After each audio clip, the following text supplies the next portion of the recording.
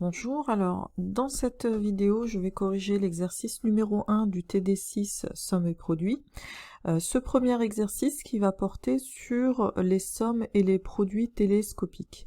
Alors qu'est-ce qu'une somme télescopique? Ça va être une somme qui va s'écrire sous la forme, comme vous pouvez le voir à l'écran, somme des AK plus 1 moins AK ou AK moins AK plus 1. Et en fait, ce qui se passe, c'est que beaucoup de termes vont s'annuler 2 à 2, puisque vous voyez qu'il n'y a qu'un seul indice d'écart entre dans cette différence, et que certains termes, alors 2 ou plus selon les indices qu'on va avoir, vont rester. Donc ça, c'est une proposition que vous avez dans le cours, mais je ne requiers pas de mes étudiants de la retenir par cœur, puisqu'il y a des techniques très simples pour savoir quels sont les termes qui vont rester et ceux qui vont partir dans une somme télescopique. C'est ce qu'on nous allons voir dans l'exercice. Alors on est parti donc pour la question 1, où on va se servir donc de l'indication pour calculer la somme Sn. Donc la somme Sn, c'est la somme de k allant de 1 à n de 1 sur k facteur de k plus 1. Donc ici nous allons procéder à un changement d'écriture en nous aidant de l'indication. Et donc on va passer à l'écriture 1 sur k moins 1 sur k plus 1. À ce stade-là, donc nous reconnaissons une somme télescopique, vous voyez, ça c'est ce qui pourrait jouer dans le premier terme 1 sur k le rôle du AK, et le 1 sur k plus 1 pourrait jouer le rôle du AK plus 1. Donc on sait que beaucoup de termes dans cette somme vont s'annuler et certains vont rester. Pour le savoir, alors une façon de faire, je vais vous en proposer plusieurs, c'est de casser la somme en deux. Donc c'est ce qu'on fait actuellement, donc moins la somme de k allant de 1 à n de 1 sur k plus 1. Et dans le second terme, on va faire un changement d'indice pour se ramener à 1 sur k et pouvoir comparer, faire une comparaison avec la première somme. Donc la première somme, je ne vais pas y toucher. Donc j'ai du 1 de 1 à n, la somme de k allant de 1 à n de 1 sur k. Et ici, je vais faire un changement d'indice. Donc de 1 sur k, je voudrais passer à 1 sur k. Bien sûr, ça va décaler mes indices. Donc comment savoir où est-ce qu'on démarre? Il suffit pour cela de repérer l'indice de départ ou alors l'indice d'arrivée. Donc vous voyez ici, notre indice de départ, c'est 1. Et quand je l'applique à k plus 1, donc le premier terme de ma somme va être 1/2. Quand je remplace donc mon k par k plus 1. Donc ici, si je veux que ça décrive exactement la même somme, il faut que je démarre à 1/2. Et pour démarrer à 1/2, il faut que mon k donc démarre lui à 2. Donc mon k va démarrer à 2. Vous voyez que j'ai ajouté 1 à l'indice de départ. Je vais donc ajouter 1 à l'indice d'arrivée. Et donc là, j'ai effectué de manière très simple et très rapide mon changement d'indice.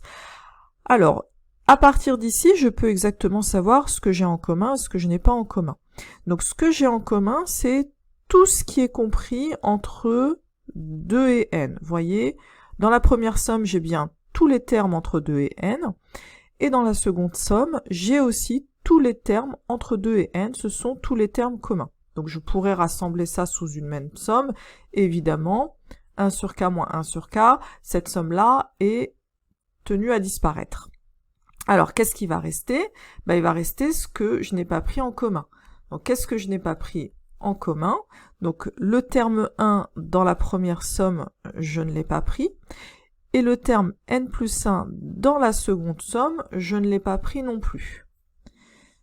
Donc, il va me rester dans la première somme 1 sur 1, à savoir 1, moins dans la seconde somme, il va donc rester 1 sur n plus 1.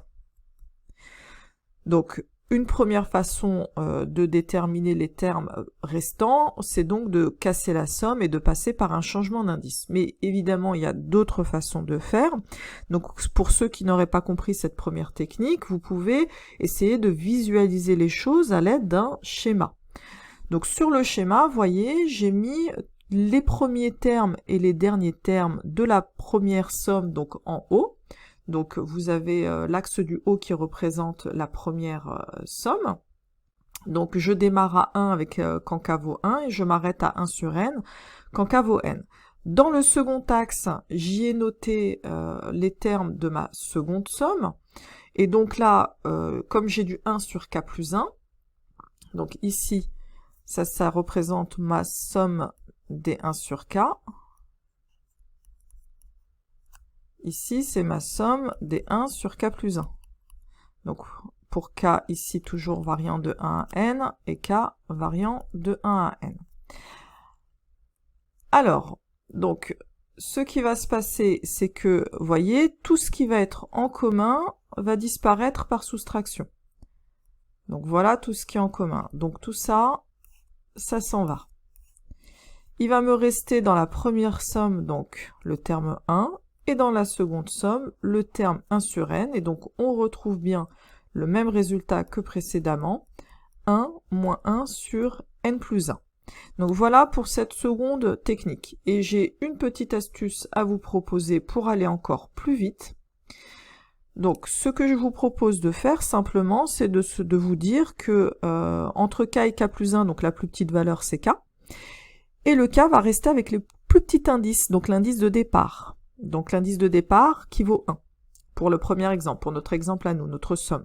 Donc c'est ce terme-là qui va rester, et la plus grande valeur, c'est-à-dire le 1 sur k plus 1, va rester avec l'indice le plus grand, c'est-à-dire le n.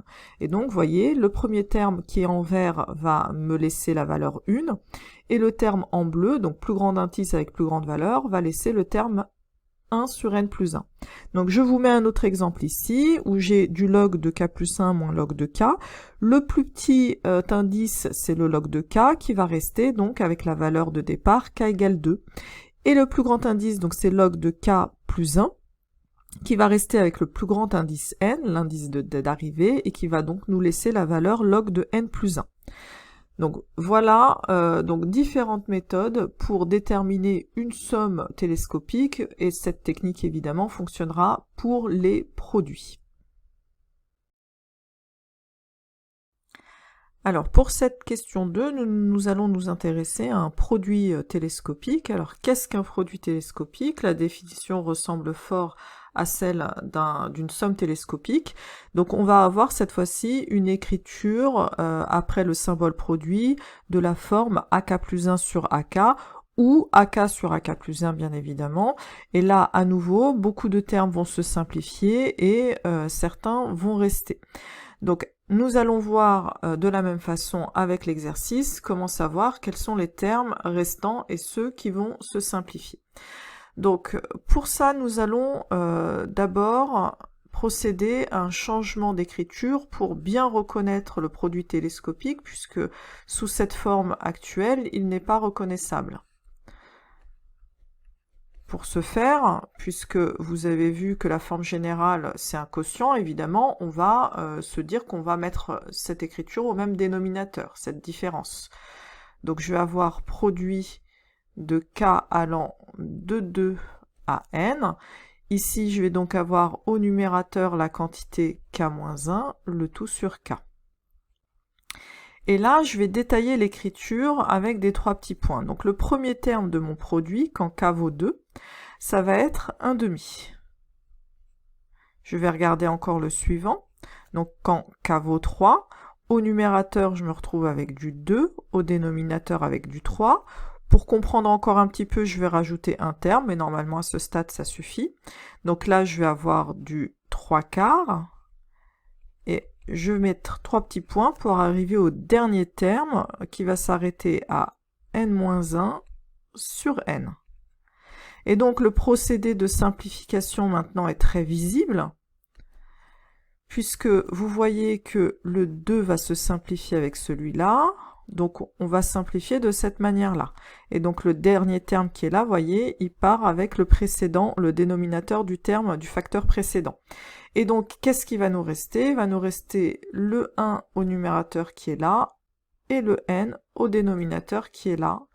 Et donc, le résultat va valoir 1 sur n. Ce qui conclut la correction de cet exercice.